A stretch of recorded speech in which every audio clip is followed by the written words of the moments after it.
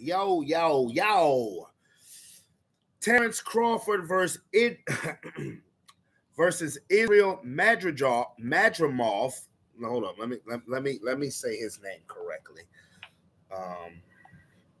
Cause homie just fought a good fight.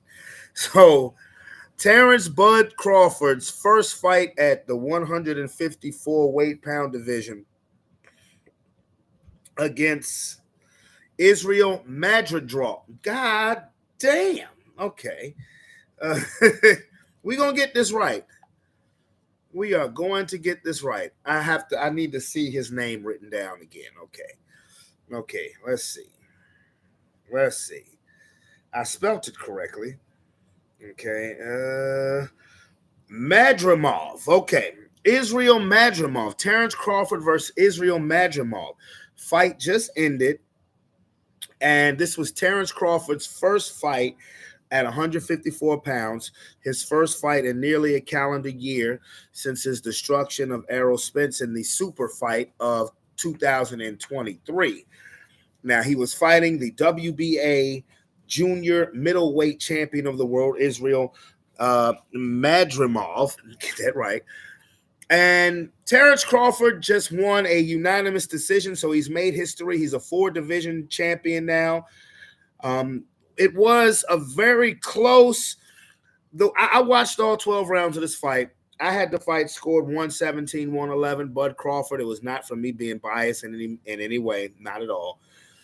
The beginning rounds, the first 6 rounds of the fight, they were razor thin. I had Crawford winning 5 of those rounds, but they were 5 unsatisfying rounds. And I'm pretty sure Bud Crawford, who just got finished getting interviewed, would say the exact same thing.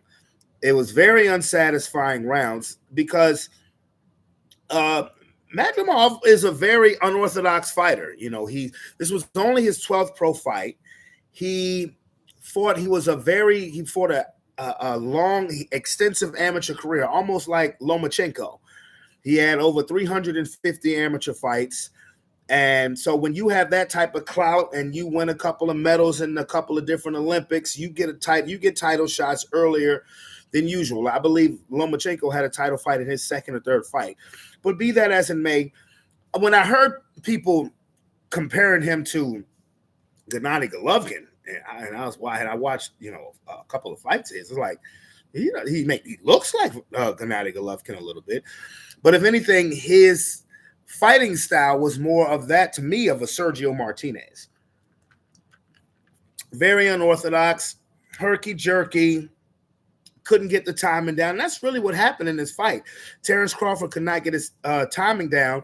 This is the first time since 2016 that Terrence Crawford has had to win a fight by decision. His 11-fight knockout streak comes to an end tonight. But again, this is his first fight at the 154-pound division. Again, like I said, I had Crawford winning 117, 111. The official scorecards were 116, 112, and 2 judges had it 115, 113. I can understand that, not mad at the scores at all, because they were razor-thin rounds. They were a lot of toss-up rounds. Of course, I'm going to think, Crawford being the champion, the star, pound-for-pound best fighter in the world, get the benefit of the doubt. But there's a couple of mistakes that Crawford made in this fight. One, he immediately went southpaw after about the first 30 seconds of the first round. And eventually through the fight, he was getting caught with quite a few straight right hands. When you have a conventional fighter fight a southpaw fighter, the one thing that's wide open is that straight right hand or the straight left or the other way around. But I thought that Crawford should have switched back to conventional by about round 6, no later than round 7, because he had got caught with a few straight right hands. He looked like he'd been in a fight. So did Madrimov. Both fighters' eyes were swollen up. I think Crawford figured him out and hurt him late in the 11th round.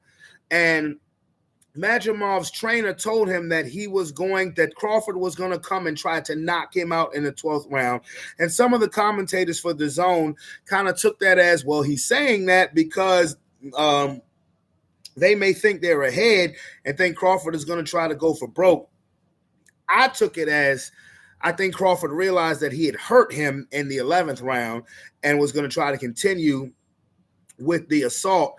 And he hurt him in the 12th round as well. The 12th round actually had his best action of the fight, but you could clearly see that Madrimov was getting caught, little hurt, little wobbly. He started throwing wild looping punches while Crawford was, Crawford's a mean dude. He's a little mean motherfucker. When he has you hurt, he's going to come at you full regalia.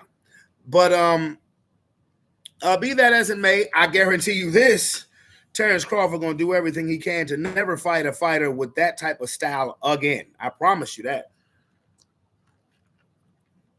Because my boy was difficult. Madrimov was difficult. And for a guy fighting his 12th pro fight, he came to fight. He gave a great account of himself. He will be in other big fights in the junior middleweight division if he doesn't move to middleweight. Terence Crawford said in the interview, he said he's strong. He said he is very strong. But now people are starting to have the conversations of Terence Crawford versus Canelo Alvarez. I will say this again. I said it after the Crawford versus Spence fight. I do not want to see Terence Crawford go up 2 weight classes to fight Canelo Alvarez, because to me, it's a money grab fight, not necessarily a fight where he knows he will definitely have a chance of winning. Canelo Alvarez. Now, styles make fights. Don't get it twisted. And I believe Terence Crawford can beat anybody. But when you are so much naturally bigger like Canelo is than Terence Crawford, I think what Terence Crawford needs to do, I think what he should do is either try to unify the 154 belts, which would be fighting Charlo. And I already said, if he fights Charlo, he's going to knock Charlo out. Or fighting Jerron Boots Ennis. I would like to see him fight Boots Ennis. I don't really interested in seeing a rematch with him and Errol Spence, because he kicked Errol Spence's ass so bad. It's like, do you really? What's going to be so different about that fight that requires a rematch? So with the future of Terence Crawford, I don't want to see him fight Canelo Alvarez. I think Canelo's just too damn big. I would love to see him fight Charlo. I would love to see him fight Boots Ennis. I would love to see him fight maybe Ortiz. Should Ortiz win his fight next week? I would love to see him fight Ryan Garcia when Ryan Garcia's dumbass gets off of suspension. I would love to see him fight Ryan Garcia, go up and wait, and Ryan Garcia go up and wait. That would be a mega money fight. But one thing also I don't want to see, along with Crawford fighting Canelo, I don't want to see that, but I also don't want to see Terence Crawford out of the ring for a year again. It's been almost a calendar year since that beatdown of Errol Spence Jr., and it's like, dude, Bud is now looking for legacy fights, and you're 36 years old. You don't need to be taking a year out of the ring, no matter what. I mean, just a fight to keep you active. And to me, that's all this fight was a fight where you're moving up to another weight class. You're picking a champion, the least known champion. I mean, but be that as it may, you're going to win a belt, but it's a fight to really keep you active because you've been out of the ring for a year. Don't do that again. Terence, what is it? It's August. Terence Crawford should be back in the ring by December, to be honest with you, no later than January. That would be my preference for Bud Crawford. Now, of course, the telecast was on the Zone. I mean, it's about to be 2:00 in the morning. The Zone dragged that shit out. You had the performance by Eminem. You know what I mean? That was cool. The performance by Eminem was pretty good. And I'm a boxing fan. I'm definitely a boxing fan. We got some fights coming up. Canelo's about to get in the ring next month. You got Anthony Joshua and Daniel Dubois in October. You're going to have the rematch of Tyson Fury and Usyk in December. You got Mike Tyson fighting Jake Paul in November. So the boxing scene is definitely going to be heating up. I'm definitely going to be talking about that some more on Sports Plus Life. But if you are unsatisfied with this Terence Crawford fight, you have to understand that styles make fights. Dubois is an unorthodox fighter.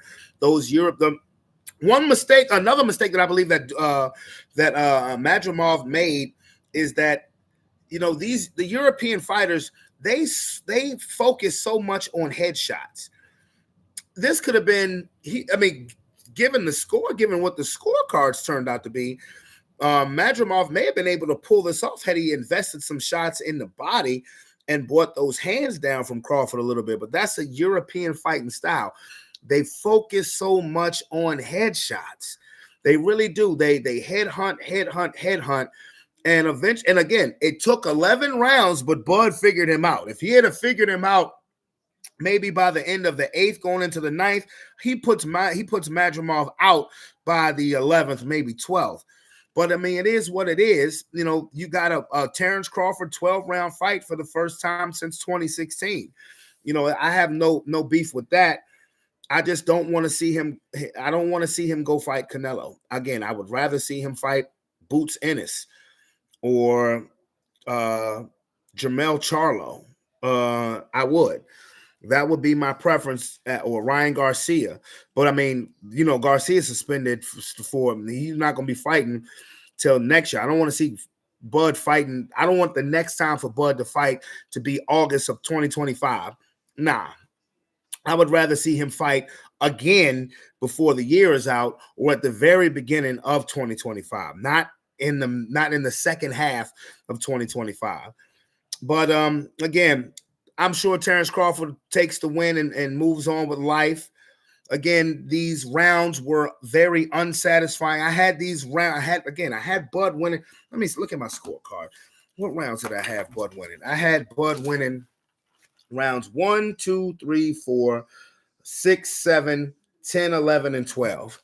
Now, rounds 1, 2, 3, 4, and 5, even 6 and 7 were very unsatisfying rounds.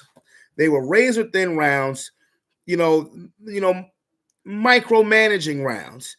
Those were very unsatisfying winning rounds. He turned it up as much as he could in the second half of the fight. Again, got to give Madrimov credit because his style is so unorthodox. I don't understand for the life of me why they would say compare him with Triple G, with Gennady Golovkin. No. To me, his boxing style is that, again, of Sergio Martinez. And for you fight fans who decide to watch, you fight fans who've been watching for a long time, if you remember Sergio Martinez, you remember how he fought. Now, Madrimov didn't fight with his guard completely down like Sergio Martinez would, but his style of fighting, the in out, the unpredictable in and out, he was very difficult to time, very difficult. Very difficult to process. And we know with Terrence Crawford, the first couple rounds, he likes to kind of download the information in the ring before he starts really making his attack. And that just wasn't the case tonight. But be that as it may, he got the job done. On to the next fight if you're Terrence Crawford. And now people are going to scream Canelo, but financially that fight, of course, would make sense because you're talking about the guy who's been the face of boxing for the last, I would say, about 6-7 years versus the guy who really is the best fighter in the world in Bud Crawford. So, of course, financially it would make sense. But if we're talking about legacy, that's just not a fight that I would be comfortable seeing Terrence Crawford fight. I'm not going to sit here and say Bud can't beat Canelo because styles make fights.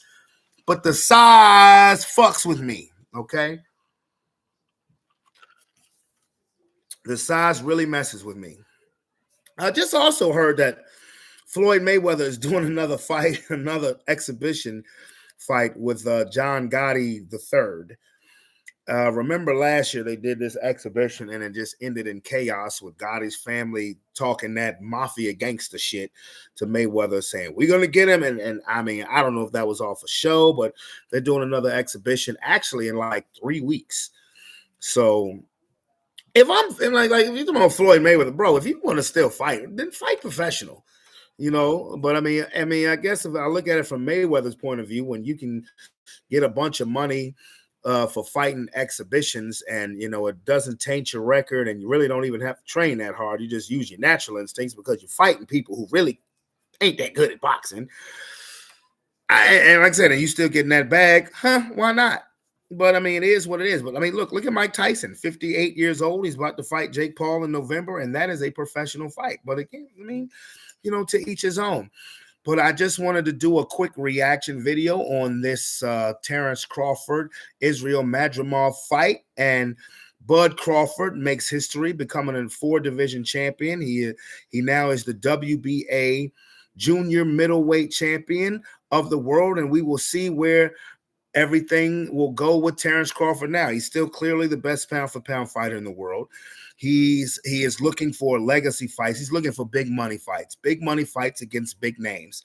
So we will see as the career continues to go on for the best fighter on the planet. And make no mistake about it, Terrence Crawford is the best fighter on the planet. But it's your boy, Brandon Brevon Towns. Y'all come holler at me on Monday on Sports Plus Life. It's football season now. Preseason just started. For the next 6 months, we will not be without NFL football. The post-game show comes back week 1. I'm out this bitch. Peace. Love you. Good night.